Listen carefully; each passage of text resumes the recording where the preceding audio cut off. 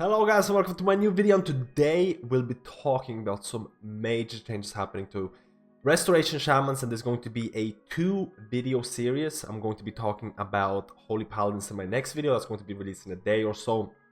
And these videos are all going to be about how the gameplay is going to be changed, how the DPS is going to be increased, how you can provide massive burst healing, and it's all through the work of certain Azerite traits. And for the first time in BfA, I feel that Azerite traits have really impacted the gameplay of certain classes, and that definitely goes for Holy Paladin. But today we'll be covering Restoration Shaman, and we'll be talking about two different things and two different Azerite traits that will impact and change your gameplay in 5-mans and raid situations. So first of all, I wanted to talk about Resto Shaman DPS. Now, for a lot of people will be like, why do I care about increasing my DPS? I'm a healer and was supposed to DPS.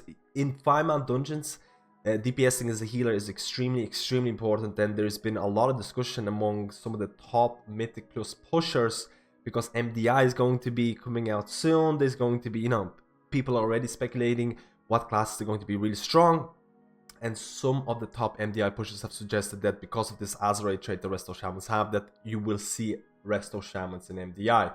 If we don't see big changes in the game, Ralph, until MDI, you're gonna see a lot of Resto Shamans, my dude. There is a trait right now which is broken that makes Resto Shaman do 33k DPS single target. Now, first of all, people might be asking, what Azerite trait are you talking about? So we have to talk about Igneous Potential. So Igneous Potential, your Lava Burst deals a flat amount of damage, additional damage, and your Lava Surge chances increase by 23%. Now, for the people who are unaware of which Azerite trait stack or which part stacks and things like that, anything to do with percentages, generally, anything to do with percentages means that is not going to stack. So your Lava Surge chances increase to 23%. If you get an additional trait, it's still going to be 23%. If you get an additional one, it's still going to be 23% because the percentages don't stack. But the flat amount, the Lava Burst deals additional 1373 damage, that is going to stack. So the more Igneous Potential you have, the more damage your Lava Burst is going to deal. And this trait is the #1 or the best single target trait for Elemental Shamans, and it kind of translates to Resto Shamans for 5-man raid dungeons. So the way that it works, for the people who are completely unaware of Resto Shamans, they're not sure what's going on, all you have to do, it's a very simple playstyle, all you have to do is apply Flame Shock, and you can safely maintain up to 3 Flame Shocks. So if a boss, or if a 5-man dungeon boss or whatever has ads, trying to maintain 3 of them is quite good because it's going to give you a chance of proccing Lava Surge, which is procced right now. And Lava Surge is going to mean I'm going to have an instant cast Lava Burst. So the more Flame Shocks you have, the more Lava Surges you get. Lava Surges are basically instant cast Lava Burst, and Lava Burst deal additional damage because of Igneous Potential. If you get 3 of these traits, if you get 3 of them, there's some crazy numbers, I'll be honest with you, depending on the item level of your character. This is insane single target potential, which makes Resto Shamans quite potent on easy Mythic Plus Affix weeks. Of course, there is a downside. If you want to spec into this Azerite trait, you need to sacrifice healing traits. So for easy Mythic Plus weeks where there's not a lot of healing required, I can definitely see a lot of Resto Shamans picking this and dealing a ton of damage on bosses because it is great on single target. I can also see this, and we go to logs. We of course will try and cover some of the logs, and there's been a lot of Resto Shamans memeing with this Azerite trait, and you can see this is the mythic version of Champion of the Light Jade, Fire Masters, and this is sorted by top healer DPS. This is not just Resto Shamans. This is the top DPS that any healer can output in a mythic scenario, mythic raiding scenario. So on Champion of the Light, you see these Resto Shamans are stacking Igneous Potential. You'll see that they're doing around 26, 25k DPS. On Jadefire, they're dealing around 18. And it's because on the Champion of the Light, there's multiple characters, so there's multiple ads. You can put Flame Shocks, you get tons of Lava Surges.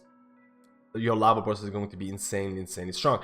The only prerequisite to this kind of build is that you need to make sure you have Echoes of the Elements. Echo of the Elements will give you 2 charges of Lava Burst.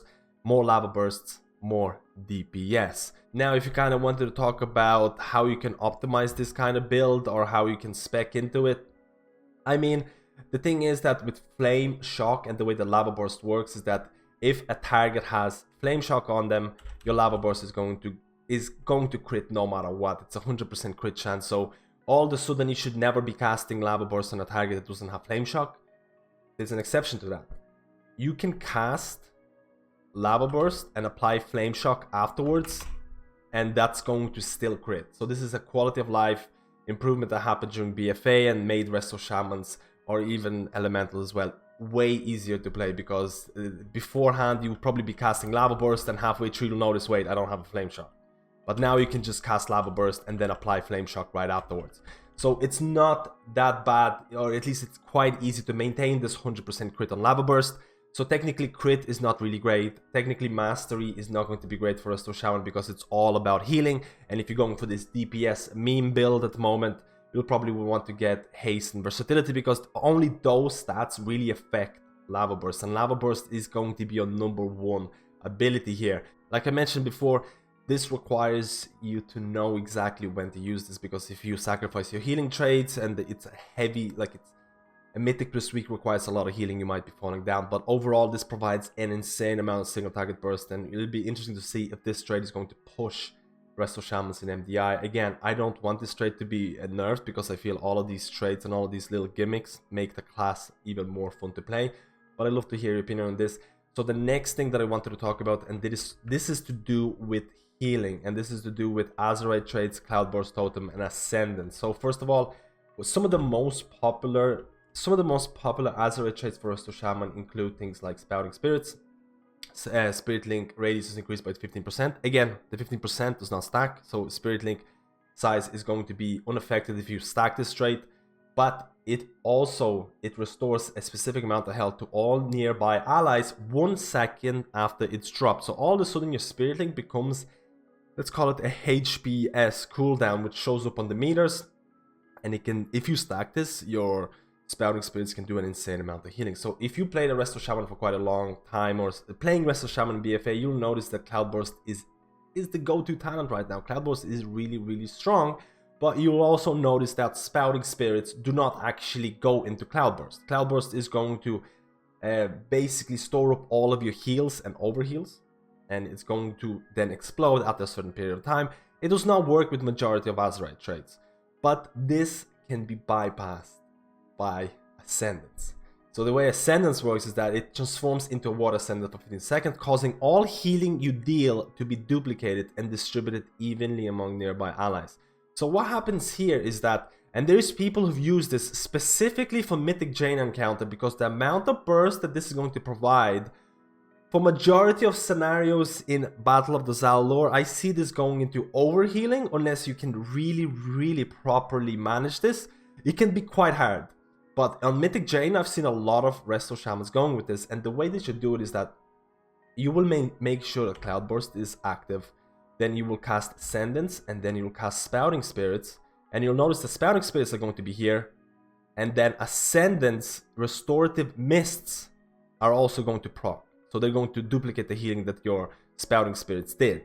So this Ascendance healing is going to go into Cloudburst. The Spouting Spirits by themselves do not get absorbed into Cloudburst, but through Ascendance, it gets in there. So to easier explain this, we have to go through some of the logs, and I want to showcase you some of the logs that I've seen on Mythic Jaina Proudmoore encounter, and you can see the breakdown. So Cloudburst, or at least Ascendance, the things that duplicate, or at least the things that work with Ascendance, is Spouting Spirits and everything else that's mentioned here.